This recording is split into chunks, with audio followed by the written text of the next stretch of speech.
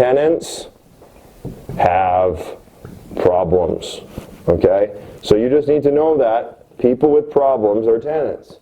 People without problems are owners. If an owner has a problem, he becomes a tenant. If a tenant runs out of problems, he becomes an owner.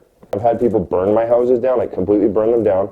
I've had people break in, steal my kitchens, steal my pipes, steal my staging furniture, gangs spray their gang graffiti. Like, in today's episode, myself and Stefan Aarnio discussed the different types of tenants or the classes of tenants. And now everyone has their own opinion and there's no exact definition for this, but in any real estate market, you're going to find that, you know, there's kind of A tenants, the tenants that will pay top dollar and probably give you the least amount of problems. And then there'll be tenants that will maybe have more payment issues and struggle and maybe create more damage to your properties. Again, this isn't a value judgment on the people. It's just simply a discussion as investors that we need to be aware of this. With each different profile of tenant or each different profile of building or class of building, you know, we're going to expect different types of returns. We're going to expect different appreciation rates. We're going to expect different tenant turnovers, different cash flows, all sorts of different things. So it's really important that you be aware of this, and maybe you'll use a different classification system. Maybe you don't exactly agree with Stefan or myself on this subject matter, but it's really something that not enough real estate investors talk about. So I'm really glad we covered it in today's YouTube video. If you guys enjoyed these videos I'm doing with Stefan Aarnio, smash that like button, hit the subscribe button if you're new to my channel, and otherwise, let's just dive into this video. I just don't have time and I'm building a little company in this one triangle. So this fourplex, this one's in West Broadway, and I'll show you the numbers on this. This actually has really great numbers. Okay, so the fourplex, new build. So what was there before? Is it just a vacant lot? A piece of shit C-class building that got burned down and so like just a turkey carcass lying by the side of the road. Just a complete atrocity. Are there exact guidelines, the difference between A-class, B-class, and C-class? Yeah, so let's talk about it. So A-class buildings are usually rich people. Okay, so these people don't need to rent. These are usually new buildings, nice buildings. These people can afford a mortgage. They can live wherever they want. So Donald Trump Tower is A-class. Okay, the people who buy Trump Tower, rent Trump Tower, don't need to be renting. B-class is they could afford a mortgage, but they don't, right? So these are like middle class people, like they have jobs. They could buy, but maybe they don't have a down payment or just some whatever. So they're like the middle of the road people.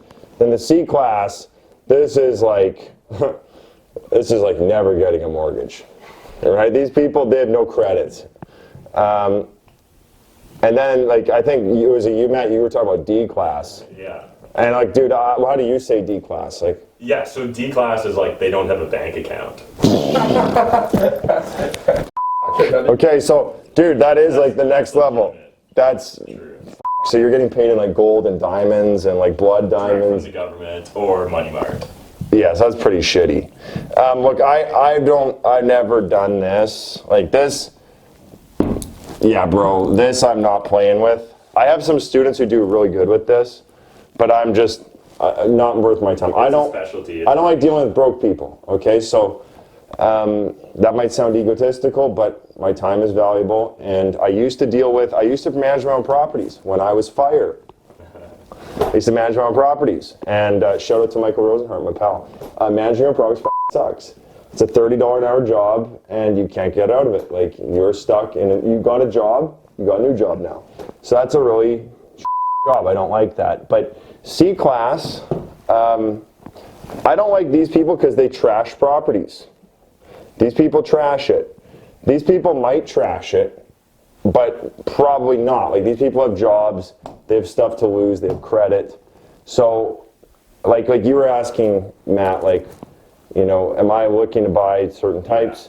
And like, typically I hang out here.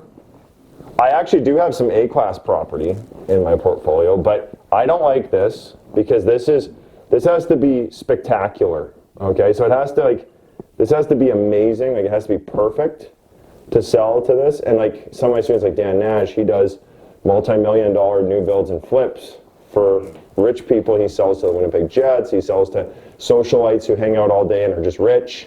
He sells to divorced people who can afford $9,000 a month rent. Like, he sells to crazy people. And then this zone is nice because these people need a house to live in, right?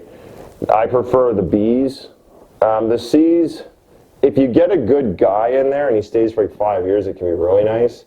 But chances are these people, like, here's the thing about tenants. Tenants have problems, okay? So you just need to know that people with problems are tenants. People without problems are owners. If an owner has a problem, he becomes a tenant. If a tenant runs out of problems, he becomes an owner. So, like, you just got to understand they all have problems. Like contractors, they have psychological problems too. Like a lot of the truck and ladder small contractors have control issues. They got control issues, trust issues, there's issues, and they're good guys, they'll do your work, but they have personality issues, that's why they're small. If they didn't have issues, they'd be a big construction company. So you got to understand. Maybe just talking about this too, Stefan. Yeah. I'm talking about kind of cash flow, because I know I kind of bias this towards which one's on here. Yeah, so like, this is like, the cash flow, this is huge cash flow. Like, you're going to get good cash flow here, you're going to get huge cash flow in C class. But the problem is, the yield isn't good because your cash calls, you're going to have the damages. So you got the damages to go with the cash flow. The other thing is in C and D, you're going to have no appreciation, okay? Because usually, I say the market is divided into a couple levels. So up here is the lotto zone. So this is people who won the lottery.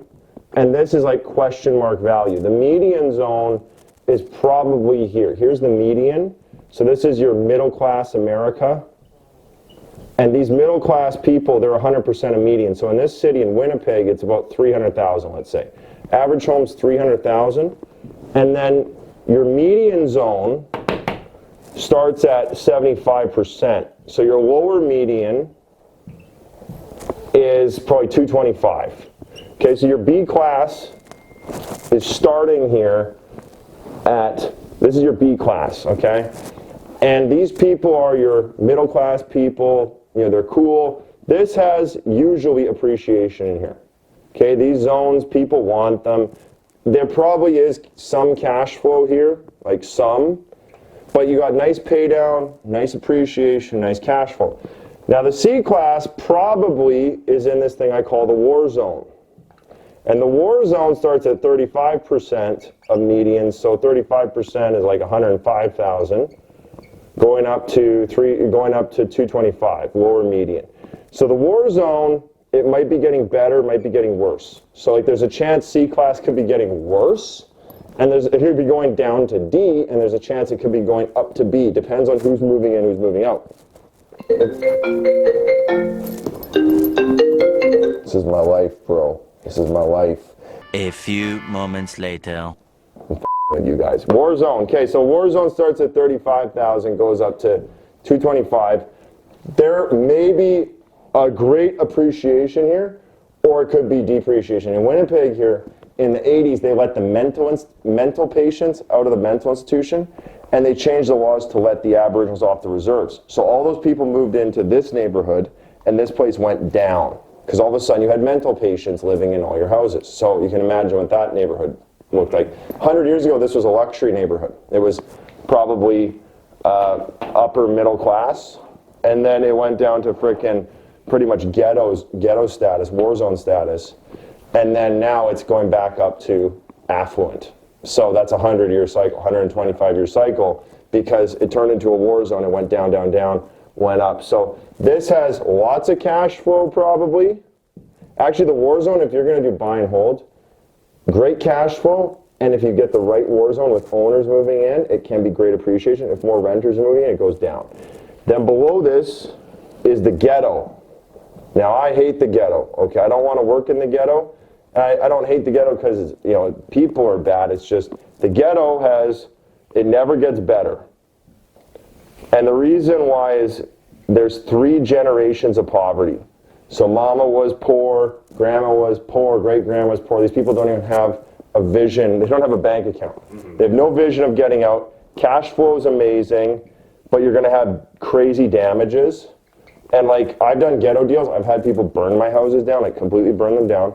I've had people break in, steal my kitchens, steal my pipes, steal my staging furniture, gangs spray their gang graffiti. Like, this is just a show. These two can be a show, especially this.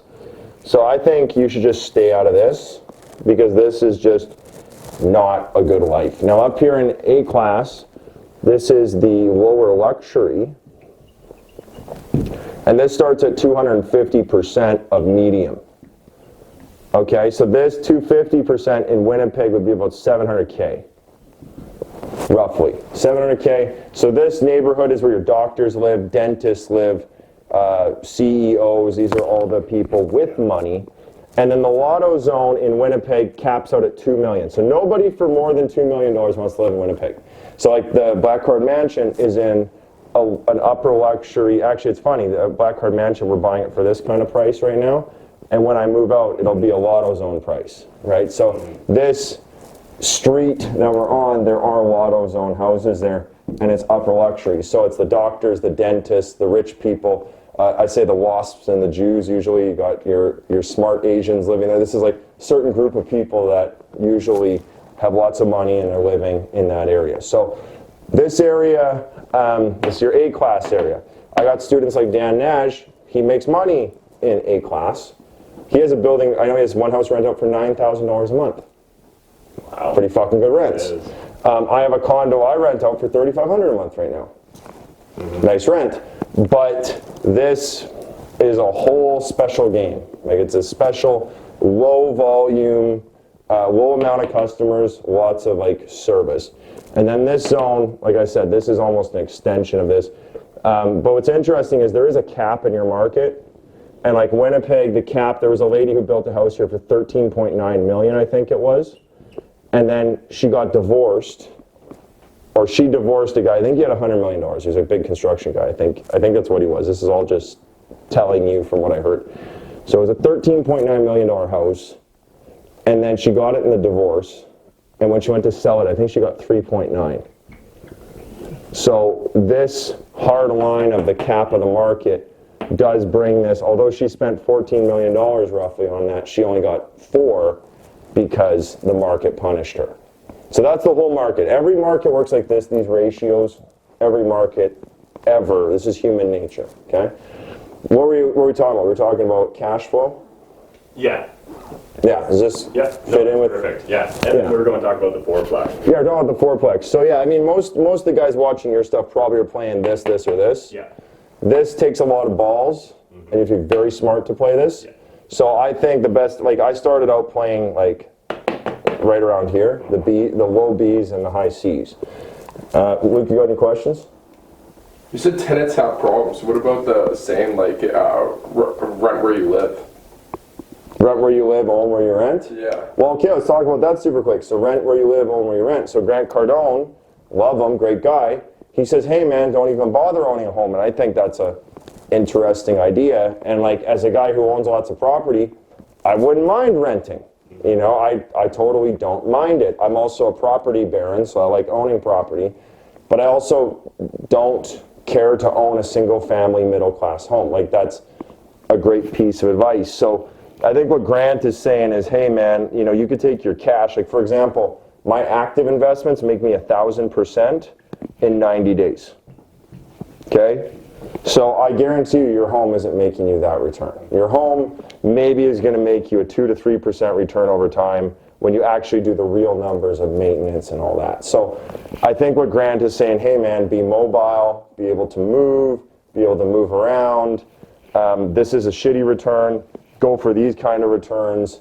Level up, invest in yourself, invest in your brand. I like what Grant says too. He says if he could do it again, he would go into debt to build his brand earlier. Right? So that's a whole different, that's a high level concept. And I agree with him. I think that these kind of returns are better than these returns, but you have to be smart. Okay, you can't be an idiot. So obviously you have to do some investing there. Okay, so let's go to the fourplex. Anything else with that, Luke? No, that's all. That's it.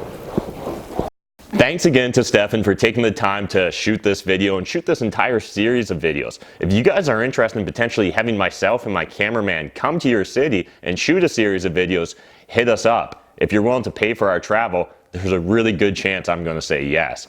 So again, the best way to get in contact with me is the YouTube comment section, or hit me up on Instagram. Those are my two favorite ways to communicate right now.